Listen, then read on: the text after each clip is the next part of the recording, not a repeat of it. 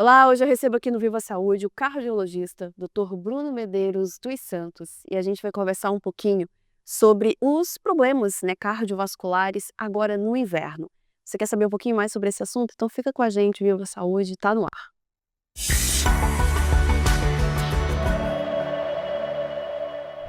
E eu recebo aqui então hoje o Dr. Bruno, ele é cardiologista e a gente vai conversar, né, doutor, um pouquinho sobre essas doenças, sobre o frio, o quanto que ele pode atrapalhar. Mas antes eu quero agradecer a sua presença aqui. Muito obrigada por ter aceitado o convite de estar aqui com a gente hoje. De nada, agradeço o convite também. Doutor, então vamos falar um pouquinho sobre essas doenças cardiovasculares. Quando a gente fala sobre doenças cardiovasculares, quais são as principais? O que as pessoas podem imaginar em casa? Que a gente está falando sobre o quê? Então, doença cardiovascular, né, toda doença que vai comprometer, né, a parte do coração e a circulação envolvida, né? Então, acaba sendo, são doenças sistêmicas, né? Porque a circulação do nosso corpo, ela está presente em todos os órgãos, todo o organismo, tá? E quando a gente fala em doença cardiovascular, né, a gente acaba falando muito das doenças mais sérias, né, que envolve o sistema. Que são, né, na verdade, infarto agudo do miocárdio, Tá. né, os quadros de angina, né, doença coronariana, que a gente chama, né, o acidente vascular encefálico, né, muito conhecido também como derrame, ou AVC, né, ou derrame mais popularmente, né, e querendo ou não, a gente vai ter outras condições também que acabam acarretando doenças que o cardiologista vai estar responsável, né, hipertensão arterial sistêmica, né, doenças do sistema circulatório periférico, né, as claudicações intermitentes, doença de circulação, de falta de circulação em membros inferiores, né, e claro, doenças renais, né, que como eu falei, o sistema circulatório engloba todo o organismo, então vai ter decorrência em todo o sistema do corpo. Aham. E doutor, quando a gente fala do inverno, por que que o inverno ele é o vilão dessa história? Eu acho que o inverno ele é vilão para várias doenças, né. Então, por exemplo, o reumatismo, né, quem tem, enfim. Mas por que que o inverno então ele é vilão também para as doenças do coração? O inverno tem uma questão, né, hoje até é um dia propício para isso, para falar disso, um dia bastante frio, né. Eh, o que acontece muitas vezes é que o nosso corpo ele vai tentar manter o calor do corpo no inverno, que é mais difícil, e para manter esse calor, ele tende a fechar a circulação para manutenção de caloria, né. Na pessoa que já tem algum problema ou alguma tendência, essa vasoconstrição, que a gente chama, um termo mais técnico, esse fechamento da circulação decorrente da tendência de segurar o calor, ele pode acarretar algum problema na circulação específico que o paciente tiver o problema. Então pode, às vezes, aumentar o risco de infarto, né, pode aumentar o risco de derrame. Por fechar a circulação, né, o coração vai ter que bombear o sangue de uma forma mais expressiva, então a gente tende a aumentar os níveis pressóricos também no inverno, né, e todas as decorrências do aumento de pressão do corpo, né.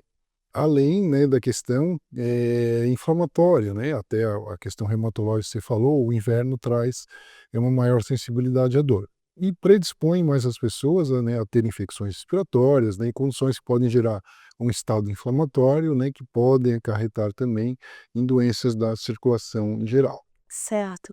E doutor, mas quando a gente fala de doenças, cardiovasculares, a gente não tem só o inverno como vilão. Quais são os outros vilões dessa história, né? A gente sabe que obesidade, o tabagismo, enfim. E por que que eles são vilões também? Na verdade, isso a gente chama, são os fatores de risco, né, para Isso. doença cardiovascular, que é algo que no dia a dia a gente está sempre buscando controlar, né, que manejando de uma forma adequada e seguindo as orientações, cuidando desses fatores de risco, compensando esses fatores de risco, a gente tende a minimizar os riscos, né, desse paciente vir a ter alguma doença decorrente, né. Então, hipertensão, diabetes, tabagismo, sedentarismo, obesidade, né, querendo ou não, estresse, né, apneia do sono, são todas condições, né, que podem predispor o paciente a uma doença cardiovascular, tá? Lembrando uma que a gente não consegue mudar, mas é uma condição muito importante, que a gente acaba mudando algumas outras metas, é a questão genética, né? Então, a pessoa que tem uma história genética, principalmente algum evento familiar, em familiar de primeiro grau, principalmente menor que 60, 65 anos,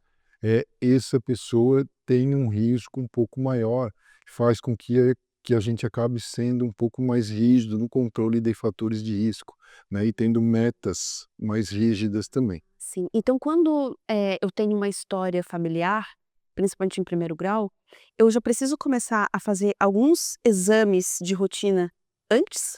Mais precoce e muitas vezes com uma periodicidade menor, né. Ah, sim. Então é importante eu saber se eu tenho, eh na linha direta, né, talvez pais, ou mãe, ou irmão, enfim, que tem algum problema desse, eu já posso procurar um cardiologista, então, com uma certa antecedência. Eu não sei se tem, doutor, algum tipo de rastreamento, assim, alguns exames que fazem com que, a partir dos 40 anos você precisa fazer, tipo, para as mulheres, mamografia a partir de tantos anos. Para as doenças cardiovasculares existem exames, assim, de prevenção? Existem, né, não são tão precisos, né, como essas metas de screening para câncer de mama ou câncer de colo retal, né, mas claro que num paciente já com alguma tendência genética, a gente recomenda que comece, né, uma avaliação, e uma investigação mais precoce para ver se já há algum indício, né, de início de arteriosclerose, algum fenômeno que a gente consiga, né, prevenir de uma forma mais precoce. O colesterol também, né, doutor, é um indicativo de que eu Eu esqueci preciso. do colesterol, né, que é um dos principais fatores, né, e que a gente consegue controlar muito bem, tanto com medidas não farmacológicas, né, de hábitos de vida, e em muitos casos, né, nós vamos precisar de medicações. E a gente tem medicações hoje muito eficazes, né, para controle de colesterol e prevenção, né, de morte cardiovascular futuras. Meu colesterol tá altíssimo. Então, já vou te Eu passar a fui receita aqui. mas eu tô, inclusive fazendo, assim, um acompanhamento pra gente ver se realmente pode ter sido, uma mudança de hábito ou, né, a idade vai chegando, porque eu acho que também tem a ver o com Tem, o nosso metabolismo muda, né? muda, né, doutor? Sim. É. E a genética é importante também, não sei como é a sua genética, mas é Também, né. sempre pesquisar. Mas depois a gente conversa, doutor. Mas, agora falando sobre a hipertensão, né. O que que é a hipertensão? Porque, assim, a hipertensão, ela não é uma doença em si, ela é um fator de risco, é isso? Na verdade, a hipertensão é uma doença, né? É uma doença. Doença multifatorial, Tá. né? Não transmissível, crônica, né? Decorrente de um problema que acontece no nosso organismo durante a vida, que a circulação começa a ficar mais rígida, as paredes das artérias mais duras, vamos dizer assim, e tende que o coração tem que começar a bombear o sangue de uma forma mais vigorosa, assim, e ela, acaba, sendo caracterizada por um aumento dos níveis, um aumento sustentado, né, dos níveis tensionais, né, os níveis de pressão. Ah, entendi. E o que que ela pode causar? Então, diretamente ela bom lembrar, assim, que é uma condição muito prevalente, Tá. né, lembrando, assim, que a partir dos 65 anos, em torno de 60% da população vai ter hipertensão, né, e uma condição extremamente, acessível de se tratar, tá, e ela é responsável, né, um dos grandes fatores de risco, principalmente para as doenças cardiovasculares que a gente conversou antes, né, então derrame, né, infarto agudo do miocárdio, doença vascular periférica, e existem as lesões de órgãos-alvos, né, também. Quando a gente não controla a nossa pressão, como muitas vezes é uma doença silenciosa, né, a gente tem que fazer o rastreamento dela para a gente diagnosticar, a gente pode começar a ter lesões de órgãos-alvos, né, lesão de rim, né, lesão cerebral, lesão no sistema circulatório, lesão de circulação periférica, né, são todas doenças, né, que podem, ser relacionadas com uma hipertensão mal controlada. E essa hipertensão mal controlada é durante muitos anos ou em pouco tempo ela já pode começar a dar problemas, assim? No geral, o problema é mais cronicamente, né, com a pressão elevada num estado crônico, assim, tá. Existem, fenômenos que podem fazer com que a pessoa tenha uma urgência hipertensiva, né, uma hipertensão de mais difícil controle em um menor tempo, que a gente precisa atuar de uma forma mais incisiva, tá, mas no geral o problema maior da pressão é no estado crônico dela, né, com o tempo ela vai agravando, e vai causando essas lesões de órgãos-alvo que a gente conversou. E doutor, a hipertensão ela tem relação com a idade então? Porque a maioria das pessoas, né, com 60% acho, com 65 anos, 65 anos. a idade é um A idade é um dos fatores de risco, né, e existem outros também, né, o uso de álcool, obesidade, sedentarismo, né, a genética tem relação também, são fatores de risco, né, a apneia do sono, né, hoje muito comum, muito prevalente, são condições, predisponentes, né, de hipertensão arterial sistêmica. E o que que eu posso estar sentindo para eu saber se eu não nem todo mundo tem, né, fica medindo a pressão sempre, enfim. Quais os sinais que o corpo me dá de que minha pressão não tá certa? Então, em muitos casos, ela é uma doença silenciosa, né? Muitos pacientes vão ser assintomáticos. E às vezes a gente até tem dificuldade de orientação, de fazer uma pessoa tomar um remédio para algo que ela não sente nada, né? Sim. Então, a gente tem que fazer muitas vezes uma busca ativa. O ideal, assim, é que antes dos 40 anos, pelo menos a cada 3 anos, a gente faça uma medida correta da pressão arterial, Tá. né? E depois dos 40 anos, recomendado é que todo ano, né, se faça pelo menos uma medida. Tá? O principal sintoma associado à hipertensão, cefaleia, né, que é a dor de cabeça, e uma dor atrás na nuca, né, uma sensação de peso assim atrás do pescoço, que é muito comum, né, relacionado a quadros de hipertensão. E existem outros sintomas assim específicos que podem ser decorrentes também, náusea, né, mal-estar, vertigem, né, às vezes até uma certa dor no peito, palpitação, pode ter alguma relação. E doutor, por exemplo, eu vou no médico e meço minha pressão e ela tá altíssima. Depois de algum tempo, meço de novo, tá normal. Como é que eu sei que eu tenho pressão alta? E não é só uma pressão que aumentou, que tá elevada daquele dia. Precisa ter muita não sei, eu queria que você me explicasse como é que funciona pra gente saber que a pessoa tem pressão alta. O diagnóstico de hipertensão, né, ele é feito principalmente com 2 medidas, né, de preferência realizado por um médico, né, num consultório, um ambiente, ideal. O ideal é que se meça a pressão com o paciente em pelo menos 30 minutos em repouso, sem ter falado muito, bexiga vazia, sem ter tomado nenhum estimulante antes ou fumado, né, sem ter tomado café, chá, né, sentado, né, com os pés, braços apoiados, né, o braço relaxado na altura do coração, pelo menos 2 medidas, né, e em muitos casos, né, a gente vai usar, de algumas ferramentas propedêuticas que a gente tem como, o mapa, né, que é o monitoramento arterial da pressão arterial, né, tem o MRPA, que é a monitorização residencial da pressão arterial, e hoje em dia como os aparelhos na média até são acessíveis, né, muitas vezes a gente recomenda, né, a automonitorização da pressão arterial pelo próprio paciente, né, e claro que, com essas orientações do modo adequado, né, de se medir a pressão arterial. Mas essas 2 medições, elas têm um intervalo de quanto tempo, mais ou menos? Pelo menos em 15 minutos de intervalo entre Ah, no mesmo dia? sim, de preferência, né. Ah, entendi. Eu achei que poderia ser de meses, sabe. Ah, durante 3 meses eu monitoro e minha pressão deu alta, mas não. Então Porque no geral, quando ela já começa alta, né, a gente tende a tratar. Tem que cuidar com dois fenômenos que acontecem muito frequente, né, uma hipertensão de jaleco branco, né, que é por aquele paciente que tem um aumento de pressão no consultório do médico, e tu vai acompanhar a pressão dele em casa, tá normal, né. porque ficou nervoso? Exatamente. Ou a tensão ali da consulta, né, sempre é um momento um pouco que para o paciente gera um certo desconforto. Isso é muito comum, o paciente chegar no consultório, a pressão tá alta, e ele vai acompanhar em casa, né, se a pressão tá normal. Sim, aí então quer dizer que houve um O problema é exatamente só aquele, por isso que muitas vezes a gente recomenda o mapa, né, ou a automonitoração da pressão arterial pelo próprio paciente. E doutor, existe uma medida, que seja considerada boa, padrão, ou cada um tem sua É, pressão? a meta é geral, né, existem algumas pessoas de maior risco que a gente tende a ter um controle mais rígido, né, da pressão arterial. Houve uma mudança recente, né, no consenso, na diretriz europeia de hipertensão, a gente acaba absorvendo isso também, uma mudança, assim, no sentido de dar mais ênfase no controle, né, e uma meta de pressórica, mais rígida, né, que hoje em dia o consenso europeu nos traz que a pressão normal, né, a pressão que não está elevada é a pressão abaixo de 120 por 70. Tá. A pressão arterial aumentada, ela vai de 120 a 140 e a diastólica, que é a baixa, né, de 70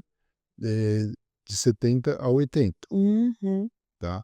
A hipertensão, né, já é quando a gente tem a pressão sistólica mais alta acima de 14, né, ou 140, e a diastólica acima de 90, né, a pressão baixa, Entendi. até 90. Aham.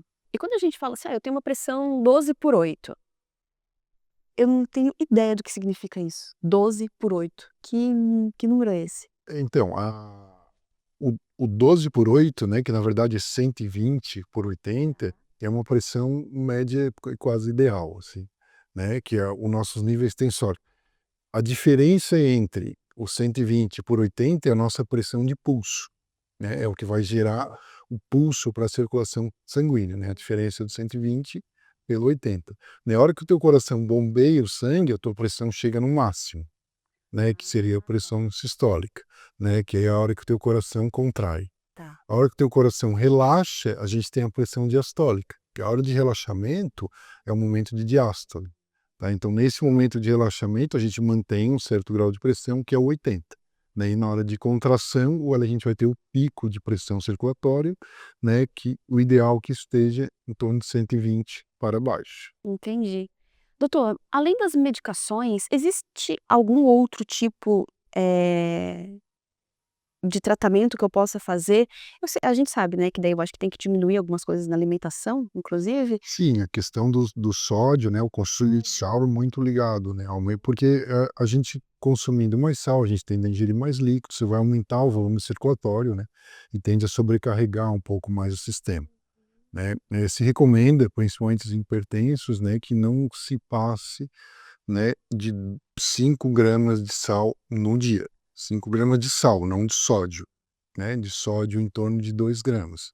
Aquele sachêzinho que vende, né, avulso, que vende não, que é oferecido, né, nos restaurantes, ele tem 1 grama de sal, né, então a gente poderia comer, né, durante o dia até 5 daqueles, mas lembrar que o sal está em todos os Pois alimentos, é. né, então a gente tem que comer no máximo 5 daqueles se você tem hipertensão. E existem, vários outros fatores, ligados, né, que não é só a medicação. Muitos pacientes, eu consigo controlar a pressão só orientando uma mudança de estilo de vida, né. Sério, doutor? O exercício muito importante, né, principalmente o exercício aeróbico, tem, um resultado muito, interessante no controle de hipertensão, chegando algumas vezes, chegar a baixar 10 a 15 milímetros de pressão sistólica, né. Ganho de peso, né, alimentação, o consumo de álcool, né, cigarro, a apneia do sono, né, tratando a apneia do sono, muitas vezes a gente compensa, a hipertensão arterial do paciente. Então são todas condições não farmacológicas, né, sem uso de remédio, que muitas vezes a gente consegue controlar a pressão do paciente só tomando essas medidas. Aham. E é interessante isso, né, doutor, porque assim, alimentação e exercício físico, eles estão relacionados ao bem-estar do paciente para todas as doenças praticamente. Sim. Então Qualidade de vida em geral, sobrevida, né, para a mente também, né. é, mas assim, para as doenças cardiovasculares também, não só para hipertensão, né.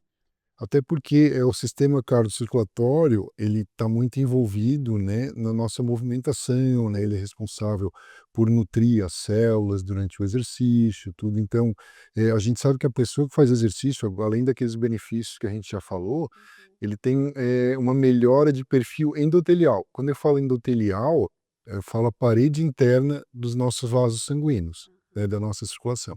E a pessoa ativa, ela tem um melhor perfil endotelial, que a gente chama. A circulação funciona de uma forma mais adequada, né. Então por isso que você diz, né, que melhora quase tudo, porque melhorando a nossa circulação, tendo uma oferta de sangue adequado, né, para os nossos tecidos, a tendência é o nosso corpo melhorar como um todo. Uhum.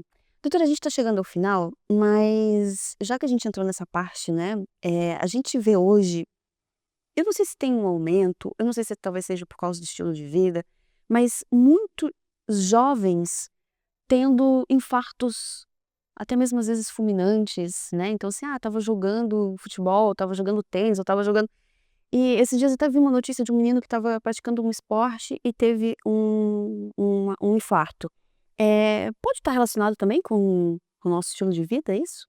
Sem dúvidas, né, a gente tem um estilo de vida hoje mais agitado, assim, com mais estresse, com menos controle, né, de fatores de risco, muito índice de sedentarismo, né, então isso tudo pode predispor, né. Lembrando, assim, às vezes tem que ver também se foi infarto, né, que até 30 anos existe uma condição genética que algumas pessoas, às vezes, carregam, né, que pode desencadear morte súbita, né, que daí não é infarto, seria uma morte por uma arritmia.